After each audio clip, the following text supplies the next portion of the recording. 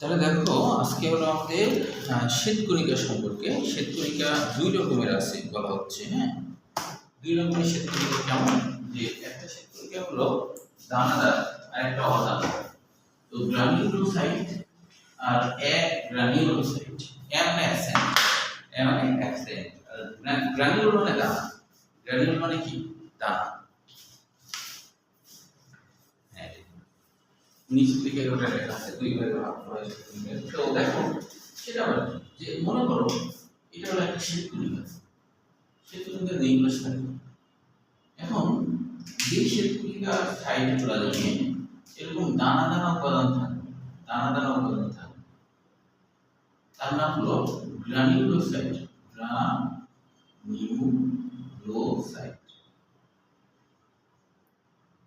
বা এটাকে বাংলায় বলা হয় দানাদার শ্বেতকণিকা। দানাদার শ্বেতকণিকা। আরেকটা শ্বেতকণিকা আছে যে শ্বেতকণিকার ক্ষেত্রে যথারীতি নিউক্লিয়াস আছে কিন্তু এখানে কোনো দানা দানা উপাদান নাই, জাস্ট সাইটোপ্লাজম। তাহলে এর নাম হবে অ্যাগ্রানিউলোসাইট। দেখেন এর নাম হবে অ্যাগ্রানিউলোসাইট। এ মানে কি? অ্যাবসেন্ট। এ মানে অ্যাবসেন্ট। তাহলে এটা হবে অ্যাগ্রানিউলোসাইট। অ্যাগ্রানিউলোসাইট। বুঝছো?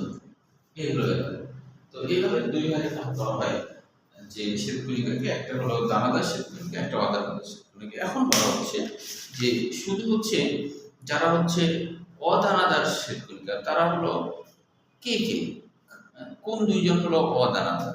সেটা হলো লিম্ফোসাইট আর মোনোসাইট। মানে যারা হচ্ছে শুধু দানাদার তারা আবার না, যারা হলো অ্যাগ্রানিউলোসাইট, আগে আছে অ্যাগ্রানিউলোসাইট, এরা হলো দুই ধরনের হয়।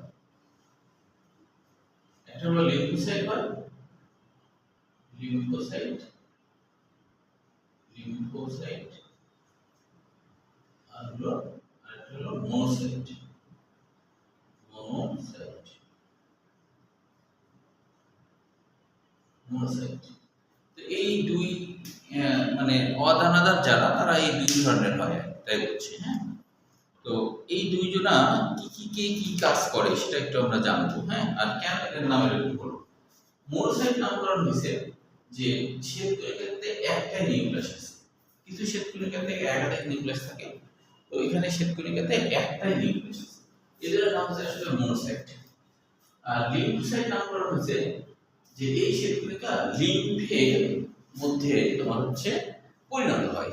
লিম্ফো মনে আছে তো? লসিকা, লসিকা মনে আছে? লসিকার কথা, তাহলে লসিকা বা লিম্ফে এটা পরিণত হয়। যদিও তোমার প্রথমে উৎপন্ন হয় অস্থিমজ্জায়, কিন্তু পরিণত হয় মানে ট্রেনিং প্রাপ্ত হয় সেটা হয় হচ্ছে লসিকার মধ্যে। লসিকা গ্রন্থিতে এরা হচ্ছে, লসিকা গ্রন্থিতে এরা হচ্ছে ট্রেনিং প্রাপ্ত হয়, হয়ে বেশি শক্তিশালী হয়। হ্যাঁ, এখন দেখো এই কোথায় কোথায় পাওয়া যায়, তাই বলছে যে দেহের তৃতীয় নম্বর লাইনে দেখো, দেহের লিম্ফোনোড মানে লসিকা পর্ব, টনসিল, বৃহদাকৃতির লিম্ফোনোড, এগুলো প্লিহা, এগুলো কিন্তু লিম্ফোনোড বড় বড় আর কি, যেগুলো ইত্যাদি অংশে এটা তৈরি হয়। যদিও কথাটা একটু ভুল, এই জায়গাতে এটা পরিণত হয়। তোমাদের যেটা আছে সেটাই মনে রাখো, কিন্তু এটা আসলে তৈরি হয় প্রথমে অস্থিমজ্জায়, এখানে পরিণত হয়। হ্যাঁ, এই টোটাল লেখা নেই, সরাসরি লেখা তৈরি হয়, পরিণত হওয়াটা লেখা তৈরি হয়। লিম্ফোসাইটগুলো বড় নিউক্লিয়াসযুক্ত ছোট কণিকা, নিউক্লিয়াস বড়, কণিকা ছোট। মোনোসাইট ছোট নিউক্লিয়াস আর বৃত্তাকার নিউক্লিয়াস, এগুলো কিন্তু এমসিকিউর জন্য মনে রাখতে হবে। বৃত্তাকার নিউক্লিয়াসযুক্ত মোনোসাইট কেমন হয়? ছোট নিউক্লিয়াস, বৃত্তাকার নিউক্লিয়াসযুক্ত বড় কণিকা। প্রতিটা লাইনে এমসিকিউ। লিম্ফোসাইট অ্যান্টিবডি গঠন করে এবং এই অ্যান্টিবডি দ্বারা দেহে প্রবেশ করা জীবাণু ধ্বংস করে আছে। বিষয়টাকে খেয়াল করো। যে মোনোসাইট হয় সে কিন্তু কোনো অ্যান্টিবডি তৈরি করে না। মোনোসাইট সরাসরি জীবাণুকে ফ্যাগোসাইটোসিস প্রক্রিয়ার মাধ্যমে খায়। ফ্যাগোসাইটোসিস, সাইটোসিস, ফ্যাগোসাইটোসিস মানে কি বলতো? মনে আছে ফ্যাগোসাইটোসিস মানে কি? মানে খেয়ে ফেলে, এটা কিন্তু ধ্বংস করে না, খেয়ে ফেলে। ফ্যাগো মানে খাওয়া, ফ্যাগো মানে খাওয়া, খাওয়া দাওয়া করা। আর সাইটোসিস মানে প্রক্রিয়া, তাহলে সাইটোপ্লাজম মানে কি সেল বা কোষ, যে কোষ খাওয়া দাওয়ার সাথে জড়িত, খাওয়া দাওয়া প্রক্রিয়ার সাথে জড়িত তাকে ফ্যাগোসাইট বলে। তো মনে রাখবা মনোসাইট, মনোসাইট হচ্ছে স্বাভাবিক অবস্থায় মনোসাইট হলো মনোসাইট, স্বাভাবিক অবস্থায় এটা মনোসাইট, যখন জীবাণু ঢুকে যায় মনোসাইট যদি ধরো ইউনিট সাইজের হয়, জীবাণু ঢুকে যদি যায় তাহলে এই মনোসাইট আকৃতিতে 4-5 গুণ বড় হয়ে যায়, তখন এর নাম হয় ম্যাক্রোফেজ। এর নাম তখন ম্যাক্রো, ম্যাক্রো মানে বড়, বড় দশা। তখন এরা কি করে ফ্যাগোসাইটোসিস করে। তাহলে এখানে একটা জীবাণু আছে, তাহলে ওই জীবাণুকে কি করবে, জীবাণুর চারিদিকে এরকম অভিক্ষেপ তৈরি করবে, ঘিরে ফেলবে, পরে এটা অ্যাক্টিভেট হবে, ভিতরে ঢুকে এটা হলো ফ্যাগোসাইটোসিস করা। ফ্যাগোসাইটোসিস এর মাধ্যমে জীবাণু দখল করে। কিন্তু ওই লিম্ফোসাইট যে আছে ও কিন্তু, লিম্ফোসাইট যে শ্বেতকণিকা ও কিন্তু কোনো ফ্যাগোসাইটোসিস করবে না, জীবাণুকে খাবে না, জীবাণুকে খাবে না, বরং ও কি করবে, কিছুটা এরকম যে মিসাইল ছুড়ে জীবাণুকে ধ্বংস করবে। ও করবে কি, যে অ্যান্টিবডি তৈরি করবে। এর মধ্যে তো নিউক্লিয়াস আছে না, নিউক্লিয়াসে জিন আছে না, ওই জিনটা অ্যান্টিবডি তৈরি করবে। অ্যান্টিবডি মানে অ্যান্টিবডি বিরুদ্ধে, বডি মানে বহিরাগত বস্তু, অর্থাৎ যে জীবাণু ঢুকছে না তার বিরুদ্ধে। আসলে কখন এটা হচ্ছে তোমার ক্রিয়াশীল হয়, যদি ম্যাক্রোফেজ না পারে, জীবাণুকে খাইতে পারছে না, জীবাণুকে খাইতে না পারার আবার কারণ আছে, যে সাধারণত জীবাণুগুলো যখন আসে, ভাইরাস ব্যাকটেরিয়া যাই হোক, ধর একটা জীবাণু আসছে, জীবাণুর বাইরের দিকে একটা হলো অ্যান্টিজেন থাকে। অ্যান্টিজেন বলতে আসলে বোঝায় অ্যান্টিবডির বিরুদ্ধে যে তৈরিকারী। তার মানে হলো যেই জিনিসটা, যেই প্রোটিনটা যে কি করবে, যে তার বিরুদ্ধে কাজ করবে, তার বিরুদ্ধে কাজ করার জন্য কিছু তৈরি করবে। মানে এই বহিরাগত বস্তুটা দেখে এর বিরুদ্ধে কিছু একটা তৈরি হবে। কি তৈরি হবে? বিশেষ এক ধরনের প্রোটিন, যার নাম অ্যান্টিবডি। মানে অ্যান্টিজেনের কারণে অ্যান্টিবডি তৈরি হয়। আমাদের শরীরে, আমাদের কোষগুলোতেও অ্যান্টিজেন আছে, কিন্তু আমাদের অ্যান্টিজেনগুলোকে আমাদের সেগুলোকে চিনে যাওয়া, কিছুই বলে না। অচেনা কেউ যখন আমাদের শরীরে ঢুকবে, প্রত্যেকটা কোষের বাইরে কিছু প্রোটিন থাকে, ওইটা হলো সচিন্তিত অংশ, ওইটা দেখে চিনি সে ভূমিকা, যে এটাকে আমি চিনি। কিন্তু যখন বহিরাগত কেউ আসে, তখনই ওইটার বিরুদ্ধে একটা কিছু তৈরি হয়, সেই তৈরি জিনিসটার নাম অ্যান্টিবডি। সেই অ্যান্টিবডির কাজটা কি? ধরো এখানে একটা জীবাণু ঢুকছে, মনোসাইট যদি খাবে, খাবার আগে যদি মনোসাইট এরকম কাহিনী হয়, মনোসাইটে মনে করো আছে ধরো এরকম একটা কিছু, এরকম একটা কিছু, এরকম ধরনের অ্যান্টিজেন, তো মনোসাইট তখন এটাকে ধরবে না, কারণ এর সাথে অ্যাডজাস্ট করছে না। শুধুমাত্র যদি এরকম হয় তাহলে ধরবে, মনোসাইট এরকম মনে করো আছে এরকম, তাহলে একে ধরবে, ধরবে এবং ফ্যাগোসাইটোসিসের মধ্যে থাকে। তো এখন এই ক্ষেত্রে লিম্ফোসাইট গুরুত্বপূর্ণ হয়ে যাবে। লিম্ফোসাইট চিন্তা করছে, আরে মনোসাইট তো খাচ্ছে না, এটা তো খাচ্ছে না, এটা তো খাচ্ছে না, তখন লিম্ফোসাইট করবে কি, এর জিনের মধ্যে তো বিভিন্ন জিন আছে যারা বিভিন্ন প্রোটিন তৈরি করে, এই জিন তখন অ্যানালাইসিস করবে যে এটাকে খাইতে গেলে কি করতে হবে। তখন সে এক বিশেষ এক প্রোটিন তৈরি করবে, যেই প্রোটিনটা দেখা যাবে এর উপরে এরকম ধরো এরকম হয়ে যাবে, এরকম হয়ে যাবে, তখন কিন্তু এটার সাথে অ্যাডজাস্ট করবে না, তখন তখন মনোসাইট আসে এটাকে সুন্দর করে ধরে ফেলবে। বুঝলি? বুঝছো? মানে লিম্ফোসাইটের কাজ হলো যে খাচ্ছে না, আরে ম্যাক্রোফেজ তো খাচ্ছে না, খাওয়ার উপযোগী, খাওয়ার উপযোগী করে দেবে। যেমন ধরো তুমি হচ্ছে তোমাকে ধরো ভাত খেতে দিল, শুধু বললো যে এই ডাল আছে আর ভাত আছে, খা। তো তুমি বললে যে না আমি খাবো না, খেতে মানে খেতে ইচ্ছে হচ্ছে, তখন তোমার খাওয়ার উপযোগী করার জন্য বললো যে আচ্ছা তুই ভাত ডাল না খাস, গরুর মাংস আছে খা। তখন তোমার খাওয়ার উপযোগী, তোমার খাওয়া মানে কি উদ্দীপ্ত হওয়া আর কি। তো লিম্ফোসাইট এই কাজটা করে, ম্যাক্রোফেজকে খাওয়ার জন্য উদ্দীপ্ত করে, তখন ওরা কি এই তো খেতে পারবো, দিয়ে তখন ওকে ধরে ফেলে। এটাই হলো লিম্ফোসাইটের কাজ, লিম্ফোসাইটের বা অ্যান্টিবডি তৈরি করে, বুঝছো, ওর বিরুদ্ধে প্রোটিন তৈরি করে, এটা হলো লিম্ফোসাইটের কাজ। আর মনোসাইট ফ্যাগোসাইটিস প্রক্রিয়ার মাধ্যমে খায়, এটা তো হলোই। এবার দেখো গ্রানিউলোসাইট।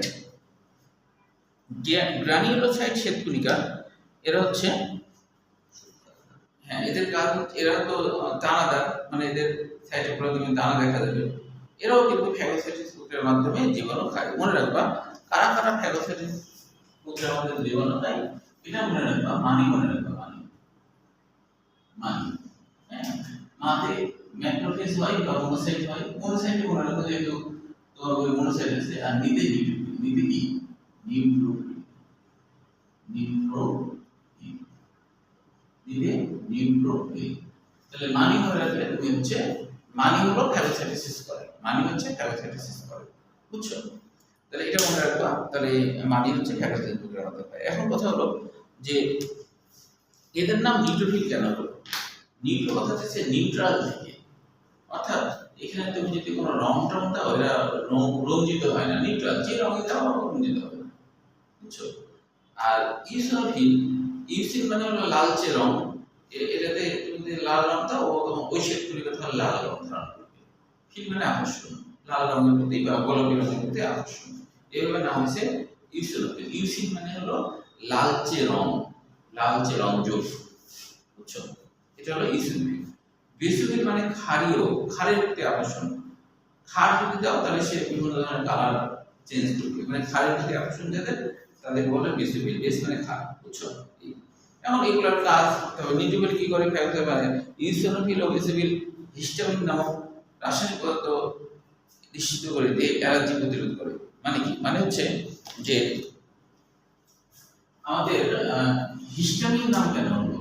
হিস্টা মানে টিস্যু, হিস্ট মানে টিস্যু, অ্যামিন মানে হলো এক ধরনের অ্যামাইনো অ্যাসিড, যারা টিস্যুর ভিতর থেকে এরকম বিভিন্ন অ্যামাইনো অ্যাসিড তৈরি করে, যারা হলো আমাদের অ্যালার্জি হলে তার বিরুদ্ধে কাজ করে, অ্যালার্জির উদ্দীপনার বিরুদ্ধে কাজ করে। কখনো কখনো এত বেশি তোমার হচ্ছে যে আমাদের শরীরে হিস্টামিন বেশি বেড়ে যায়, বেশি বেড়ে গেলে তখন কি হয় জানো? তখন উল্টা রিয়াকশন হয়, তখন হচ্ছে আমাদের গাটা লাল টাল হয়ে যায়, তখন আবার অ্যান্টি হিস্টামিন ওষুধ খেতে হয়, অ্যালাক্টল, তারপরে অ্যালসাইড, এগুলো খেতে হয়। হ্যাঁ, তো এরা হচ্ছে আসলে যে অ্যালার্জি প্রতিরোধ করার ব্যাপারটা আসলে আরেকটু ক্লিয়ার করি। অ্যালার্জি প্রতিরোধের ব্যাপারটা হলো আমাদের কারো কারো শরীরে কিছু কিছু প্রোটিনের প্রতি আমাদের শ্বেতকণিকা খুবই রিয়াকশন দেখায়। যেমন ধরো অনেকে আছে গরুর মাংস যদি খায় তাহলে তার খুব বেশি চুলকায়, তাই না? খুব বেশি চুলকায়। আবার কারো কারো গরুর মাংস খেলে কিছু হয় না, মানে গরু, হাঁস, ইলিশ মাছ আর কি খেলে যেন সমস্যা তৈরি হয়। তো কেন সমস্যা তৈরি হয়? আসলে ওই জিনিসগুলোকে আমাদের শ্বেতকণিকা ইওসিনোফিল যারা আছে তারা ওই ওই জিনিসগুলোকে, ওই প্রোটিনগুলোকে শত্রু ভাবে। তো এটা হলো অ্যালার্জিক বস্তু, যাকে শত্রু ভাবে সেটা ভেবে সে হিস্টামিন ক্ষরণ করে। কিন্তু এই হিস্টামিন ক্ষরণ যদি এক্সেস হয়ে যায় তাহলে আমাদের কি হবে? বাইরে তার বহিঃপ্রকাশ ঘটবে, মানে চুলকাবে, লাল হয়ে যাবে, এই সমস্যা হবে। তখন ওটাকে দমন করার জন্য, মানে বেশি বেড়ে গেছে, ওটাকে দমন করার জন্য অ্যান্টি হিস্টামিন জাতীয় ওষুধ থাকে। অ্যান্টি হিস্টামিন ওষুধ অ্যালসেট, তারপরে হলো সিজনিক্স, এগুলা খাইছো কখনো? অ্যালাক্ট্রল, হ্যাঁ হ্যাঁ, ওই যে এই হলো ব্যাপার, বুঝছো? এটাই হলো কাজ। অনুচক্রিকা দেখো, অনুচক্রিকা, হ্যাঁ অনুচক্রিকা এর আরো কিছু নাম আছে, ইংরেজিতে এদেরকে প্লেটলেট বলা হয়। প্লেটলেট বলতে কি বোঝায়? প্লেটলেট মানে কি? যেমন ধরো আমরা বলি লিফলেট, নাম শুনছো? লিফলেট, লিফলেট, লিফলেট, হ্যাঁ লিফলেট মানে ছোট আকারের পোস্টার, প্লেটলেট মানে ছোট আকারের প্লেট, দেখতে ছোট ছোট প্লেটের মতো, দেখতে ছোট ছোট প্লেটের মতো। অনেকের ধারণা যে অনেক বৈজ্ঞানিক মনে করে থাকে অনুচক্রিকা যখন বস্তুর মাধ্যমে তৈরি হচ্ছিল তখনই কোষগুলা ভেঙে যায়, ভেঙে যায় ছোট ছোট ছোট ছোট চক্র চক্র তৈরি করে, প্লেটের মধ্যে ছোট ছোট চক্র তৈরি করে, এটা হলো অনুচক্রিকা। এখানে গুরুত্বপূর্ণ মনে রাখতে হবে যে অনুচক্রিকা গড় ব্যাস কত? 5 থেকে 10 দিন। পরিণত মানবদেহে প্রতি ঘন মিলিমিটার রক্তে অনুচক্রিকার সংখ্যা প্রায় 2.5 লাখ, এটা মনে রাখতে হবে। এবার হচ্ছে এখানে অনুচক্রিকা রক্ত জমাট বাঁধে। কিভাবে রক্ত জমাট বাঁধে? এখানে খুবই সংক্ষেপে আছে, আমি একটু বিস্তারিত তোমাদের লিখে দিই তাহলে সুবিধা হবে, তোমরা একটু খাতায় নোট করে ফেলো। ঘটনা ঘটে আমাদের রক্ত জমাট বাঁধে, বইয়ে একটু গল্প করে আছে।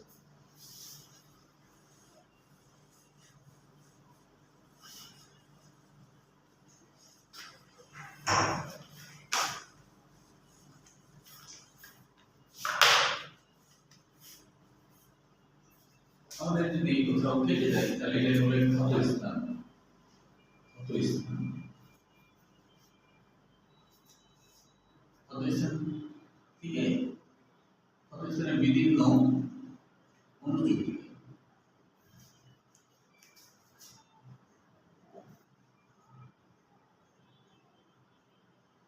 বিভিন্ন অনুজীব প্রক্রিয়া থেকে বের হয়ে আসে থ্রম্বোপ্লাস্টিক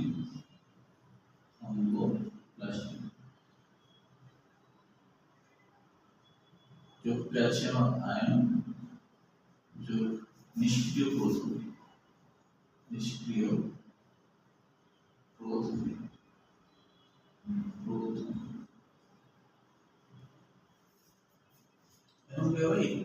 এদের প্রভাবে পরে আমি বুঝাচ্ছি, আগে এটা নোট করো। সক্রিয় থ্রম্বিন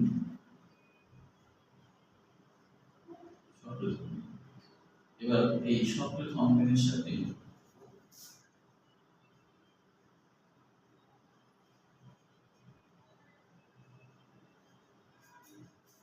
দ্রবণীয় হাইড্রোজেন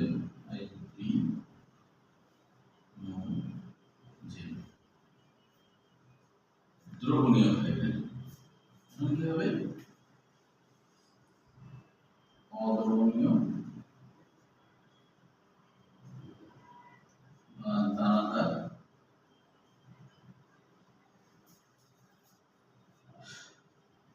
আইপিন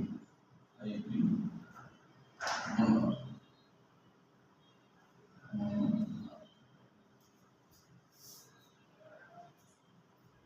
এটা হলো অসংখ্য হাইড্রিন পলিমার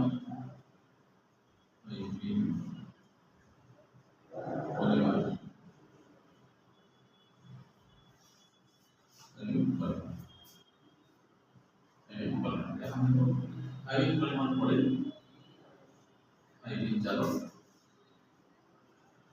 হাইড্রিনোজেন, এটা হাইড্রিনোজেন হাইড্রিন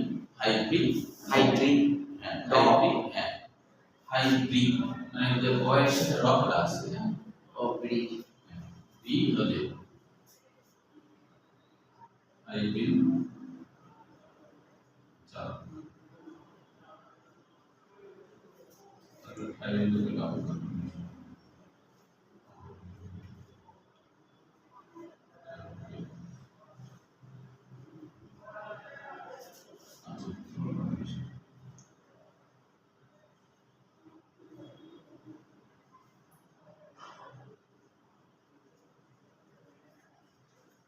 কি আহত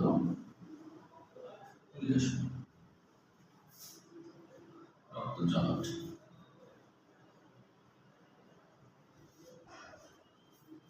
আসলে কি ঘটনা ঘটে এখানে আমরা একটু দেখাই যে আমাদের ধর এটা হচ্ছে রক্ত জারক না, মানে এই জাল তৈরি হয় বাইরে থেকে, জাল তৈরি হয়। এখানে অনেক কণিকার সমূহ আটকা পড়ে, এই কণিকার মধ্যে আটকা পড়ে, কণিকাতে বের হতে পারে না। আচ্ছা, এই আপামরটাকে বোঝাচ্ছি।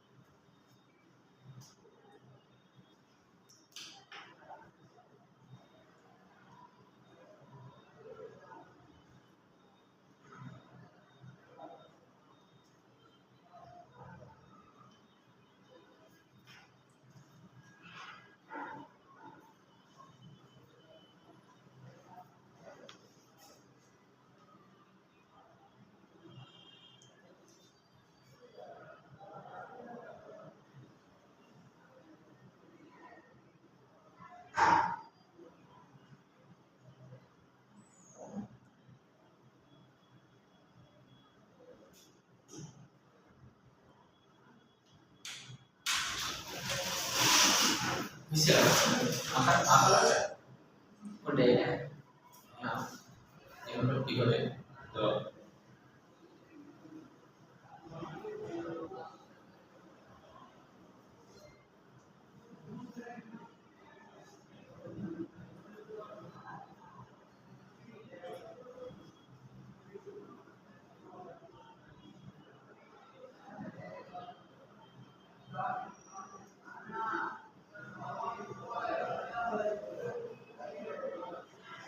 তাহলে তখন আমি বলি কিভাবে কি করে কি কি ঘটনা ঘটে।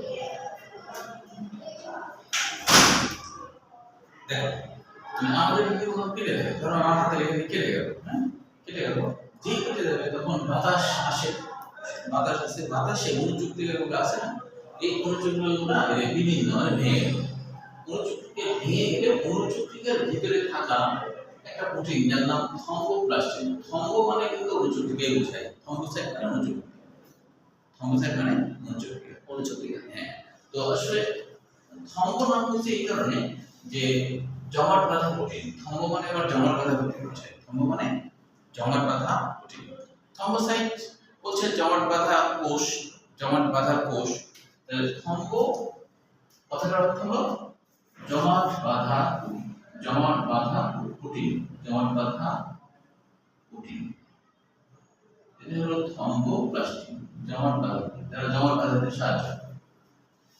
আচ্ছা এখন এই থম্বোপ্লাস্টিন তোমার হলো রক্তরসে আগে থেকে ক্যালসিয়াম থাকে এবং নিষ্ক্রিয় প্রথমদিন নাম কেন হয়েছে যে এরা রক্তরসে এমনিতে আছে কোনো কাজ কাম নাই সারাদিন খালি এমনি ঘুরে বেড়ায় কেটে গেলে ওর কাজ শুরু হয় কেটে গেলে হয় কি থম্বোপ্লাস্টিন ক্যালসিয়াম না নিষ্ক্রিয় প্রথমদিন এইটার সাথে বিক্রিয়া করে এটাকে সক্রিয় করে দেবে মানে ওই দুইটা ওদের সাথে বিক্রিয়া করে সক্রিয় যদি হয় তাহলে তো কিছু একটা হবে যে ধরো তুমি মনে বেড়াতে গেছো বা মনে করো ঘুমাচ্ছে তার মানে নিষ্ক্রিয় তুমি যে ভুল করে আগে মুখের ব্যাগ লাগতে মানে ভুল করে হবে তাহলে বাদ জায়গায় অনেক সক্রিয় সক্রিয় কিছু একটা করবে না তাই না হয়তো কাদর হলো না খাই দিল যে না একটা তো সেরকম এই সক্রিয় হয়েছে এরকম কিছু করবে কি করবে রক্তরসের মধ্যে কিছু দ্রবণীয় প্রোটিন আছে যার নাম ফাইব্রিনোজেন এই প্রোটিনের নাম ফাইব্রিনোজেন কেন হলো জেন মানে তৈরিকারী আর ফাইব্রিন মানে সুতা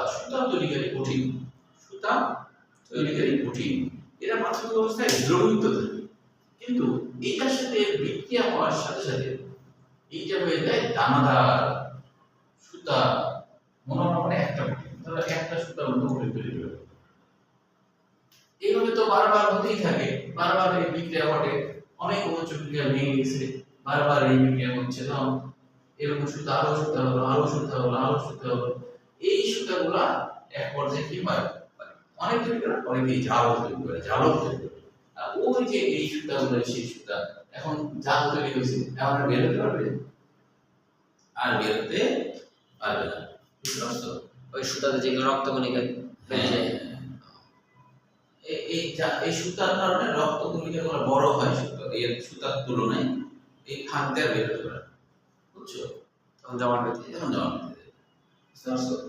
তো এখন মনে করো যে যখন রক্ত জমাট বেঁধে যাওয়া মানে আটকে গেল তো তখন এখানে রক্তগুলো বাতাসের সাথে জমে যায় যেমন ধরো একটা ছিদ্রতে বাথরুমের ছিদ্রতে ধরো যাচ্ছে পানি এখন যদি ওখানে তোমার শ্যাম্পুর প্যাকেট বেশি পড়ে তাহলে কি আর পানি যেতে পারবে আটকা পড়ে যাবে এরকম ধরো যে জালগুলো বেশি থাকে কিছু রক্ত জমে যায় সব কিছু মিলে ছিদ্রবাদ বন্ধ হয়ে যায় আর বের হতে পারে না তবে কিছু পরিমাণ পানি হালকা করে বের হয় যেটা আমরা জানি কাটা জায়গার উপরে একটু পানির মতো কিছু দেখা যায় না ওটার একটা আলাদা নাম আছে ওটার নাম হলো সিরাম মানে পানি তুল্য সিরাম মানে পানি তুল্য মানে পানির মতো ওর মধ্যে কিন্তু এসব কিছু নাই মানে তোমার লোহিত কণিকা নাই ওর মধ্যে শীতকণিকা নাই ওর মধ্যে অনুচক্রিকা নাই মানে কিছুই নাই খালি পানির মতো উপাদান আছে কিছু লবণায়ন থাকে হালকা তাহলে এটাই হচ্ছে রক্ত জমাট বাঁধার কৌশল এখন পড়লে বুঝতে পারবো হ্যাঁ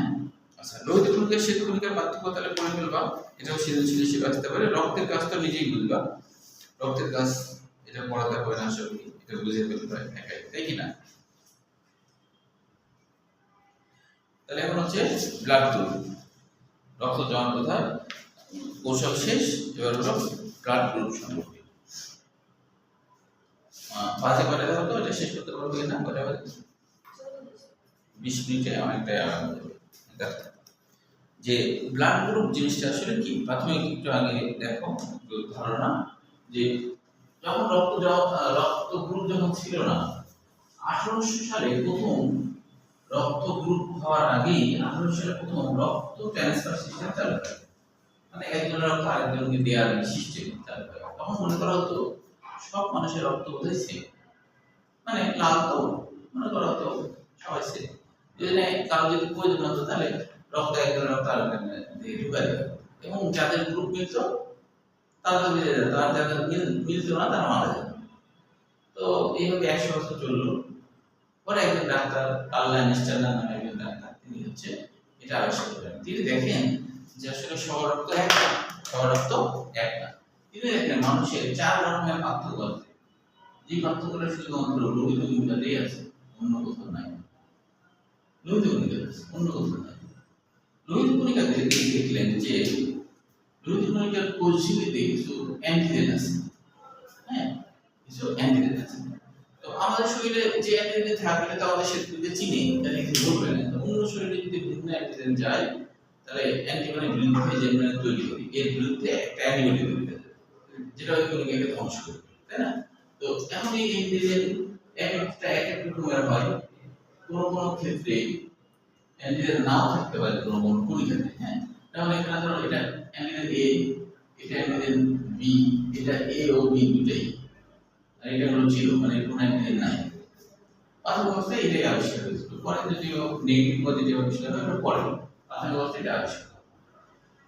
তো এবং রক্তরসে এদের সাপেক্ষে রক্তরসে এখানে অ্যান্টিবডি তৈরি হয়ে যায় বি, এখানে রক্তরসে তৈরি হয় এ, এখানে কিছুই তৈরি হয় না, মানে এই জাতীয় জিনিস তো একই, তো এ বি এখানে কিছুই তৈরি হয় না, তাহলে নেই। এখানে আবার দুইটা তৈরি হয় এ ও বি। এখন আসলে এই অ্যান্টিবডি গুলো তৈরি হয় কিন্তু কিভাবে? দেখো, অ্যান্টিবডি গুলো তৈরি হয় যখন মানুষ জন্মগ্রহণ করে, তখন জন্মগ্রহণ করার সময় যখন নাড়ি কাটে, বুঝছো, তোমার পেটের মধ্যে থাকতে কোনো অ্যান্টিবডি তৈরি হয় না। যখন নাড়ি কাটে তখনই সর্বপ্রথম তোমার অ্যান্টিবডি তৈরি হয়। কিভাবে? নাড়ি কাটলে বাতাসের প্রচুর ধুলাবালি, জীবাণু ওই যে এর মধ্যে নাভির ওই মধ্যে ঢুকে যায়, ওটা রিয়াকশন দেখাতে শ্বেতকণিকা যে তোমার যে যেমন লিম্ফোসাইট গাইড আছে না, এরা বিভিন্ন ধরনের তোমার তৈরি করে ফেলে, বিভিন্ন ধরনের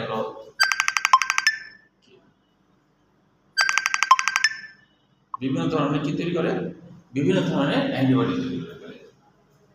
বিভিন্ন ধরনের যখন অ্যান্টিবডি তৈরি করে, তৈরি হয়ে গেল, এরকম তৈরি হয়ে থেকে গেল, বুঝছো। তো এবারে তৈরি হয়ে থাকে অ্যান্টিবডি। এবার এখন মনে করো তোমার এ রক্ত গ্রুপ, আমার বি, তাহলে এই বি রক্ত গ্রুপ যদি এর মধ্যে আসে, রক্তের সাপেক্ষে অ্যান্টিবডি আগেই তৈরি হয়েছিল, এখন এই অ্যান্টিবডি কিন্তু রক্তের কণিকার এই অ্যান্টিজেনকে জন্ম থেকে চিনে তৈরি হয়, জন্ম থেকে চিনে, তো চিনলে এটা তো আর চিনে না।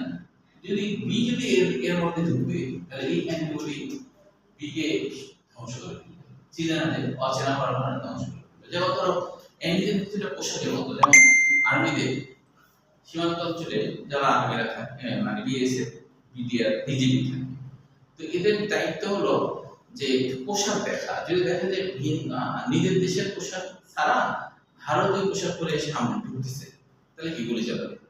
আর নিজের দেশের একই সেম পোশাক পরে হাঁটাহাঁটি করলে কিছু বলবে না, তাই কিনা? বলবে না।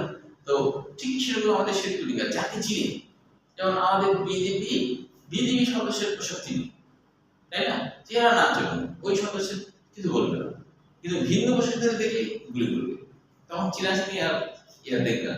সেরকম ভিন্ন গ্রুপ যখনই হবে, বি এর মধ্যে ঢুকছে বা এ এর মধ্যে ঢুকছে, তাহলে এই যে এ একে অপরকে এর বিরুদ্ধে কাজ করে, কারণ ও আগে থেকে চিনে না, বুঝতে পারছো? আবার এও যদি এর মধ্যে ঢুকে এদের অ্যান্টিবডি গুলা এটা অচেনা হওয়ার কারণে ধ্বংস করবে। শুধুমাত্র একটা জায়গায় খেয়াল করো, যে জিরো যার কোনো অ্যান্টিজেন নাই, এই কিন্তু সবার বাড়িতে আসতে পারবে, কারণ সবসময় ফলো করে অ্যান্টিবডি ফলো করে না, সবসময় অ্যান্টিজেন ফলো করে। অ্যান্টিজেন কি? আমার অচেনা কিনা, এখানে কোনো অ্যান্টিজেন নেই, কাজে এটাকে ও বলা হয়, জিরো আসলে ও, এটাকে ও বলা হয়। এই ও যার বাড়িতেই ঢুকুক না কেন এখানকার অ্যান্টিবডি কিছুই বলবে না। কেন বলবে না? কারণ ওর কিচ্ছু নাই। যেমন ধরো তুমি থানার পাশ দিয়ে যদি হেঁটে যাও তোমার কিচ্ছু হবে না, কিন্তু তুমি যদি একটা পিস্তল ঘোরাতে ঘোরাতে থানার পাশ দিয়ে হেঁটে যাও তাহলে তোমার কিছু বলবে না, বলবে কিনা? ধরো তুমি থানার মধ্যে ঢুকছো, সাধারণ মানুষ এমনি ঢুকলাম, তোমার কিচ্ছু বলবে না, তোমার কোনো অ্যান্টিজেন নেই। কিন্তু তুমি থানাতে একটা পিস্তল হাতে করে যদি ঢুকো, বলবে কিনা তোমাকে, তাই না? তো সেরকমই আর কি। তো এখন এটার সাপেক্ষে ওই বৈজ্ঞানিক বললো যে ও রক্তগুলোকে বলা হয়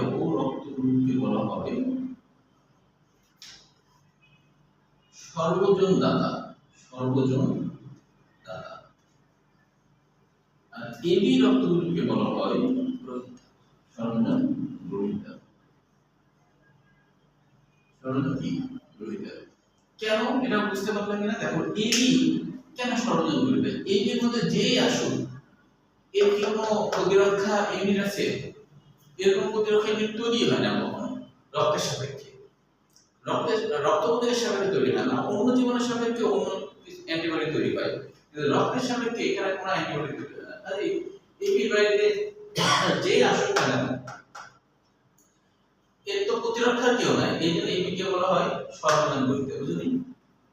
আর কেউ ইয়া করে না। না, প্রতিরক্ষা এর তো প্রতিরক্ষা সোলজারই নেই। কোন জমিতে যদি কেউ মালিক না থাকে, সেই জমিতে আমটাম পাকে গেলে কেউ কিছু করবে? মালিকই নাই, প্রতিরক্ষার কেউ নেই। প্রতিরক্ষার কেউ না থাকলে যে খুশি তাই, ঠিক না? যে খুশি সেই কিন্তু তোমার এখানে আসতে পারবে, কোনো বাধা নাই, যেতে পারবে। এই যার বাড়িতে খুশি তার বাড়িতে যেতে, না উল্টা হলো, যে কেউ এর বাড়িতে ঢুকতে পারবে। কিন্তু এ কি যেতে পারবে? এ যেতে গেলে এটা তো ফলো করে না, অ্যান্টিজেন ফলো করে। অ্যান্টিজেন দুইটাই আসবে, দুইজনে আক্রমণ করবে। দুজনে আক্রমণ, বুঝতে পারছো? কোথায় যেতে পারবে না, সবাই আসতে পারবে। সবাই আসতে পারবে। আসতে পারলে এর তো কোনো সোলজারই নাই। সোলজার আছে নাই তো, তাহলে কি বলবে? কেউ কিচ্ছু বলবে না। এই জন্য এদিকে বলা হয় সর্বজন গ্রহিতা, আর ওকে বলা হয় সর্বজন দাতা। এখন কথা হলো, সর্বজন দাতা বলছি, কিন্তু সর্বজন গ্রহিতা ওকে বলা যাবে না। কারণ দেখো এর কিন্তু সোলজার আছে, অ্যান্টিজেন নাই, কিন্তু অ্যান্টিবডি তো দুইজন বসে আছে। এখন যে আসুক না কেন, যেই আসুক, এ তো রেডি হয়ে বসে আছে মারি দেবে। বুঝতে পারলা কিনা বলো? বুঝতে পেরেছো কি? এইটুকু জিনিস বুঝলা কিনা আগে বলো। এখন এটা ছক আকারেও পরীক্ষা আসতে পারে। ছক আকারে আসলে এভাবে যে ছক আকারে এভাবে আসে যে ধরো রক্ত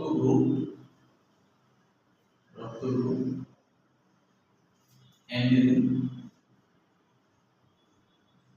অ্যান্টিবডি তারপরে দিতে পারবে নিতে পারবে।